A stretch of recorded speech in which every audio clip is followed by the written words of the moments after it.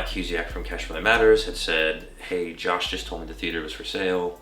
So we chatted for a while, and then I was like, well, let's see what we can do. So I connected with the Chamber, Ashley Strasberg at the Chamber of Commerce, and I was just like, let's get some people together. So we met at her office, and she had gathered some people from Hayward Area Recreation District and Nate Miley's office and Economic Community Development. And I just was like, I don't want to see this go away. What can we do?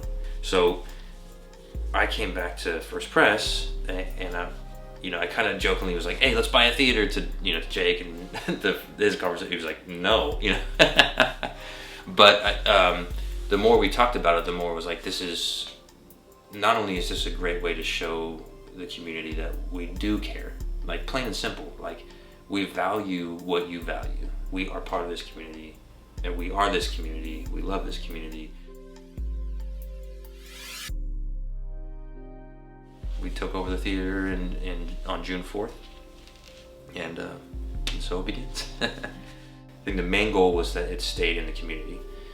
We'll continue to show first run films, number one.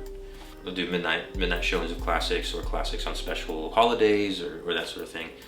And then 70% film, we'll maintain that 70% as an eventual. So then the 30% other would be, let's put in some music in there, let's have some concerts, let's have some comedy nights, let's have some workshops and talks that fit for the room like that. Maybe a play or a musical when the stage is redone, and just special events that really highlight local artists and organizations, and really making that a community hub for people. So yeah. Everyone has a story. Like the other day I was at the record shop and I walked in, and Don at One Bad Apple was like talking to an older gentleman, and he was like, this is the guy that bought the theater. And he turns around and he says, his first words out of his mouth are thank you. And then he says, my wife's parents met at the gas station across the street in 1955. And he's like, they decided right then, let's go on a date. They went to the theater for a movie.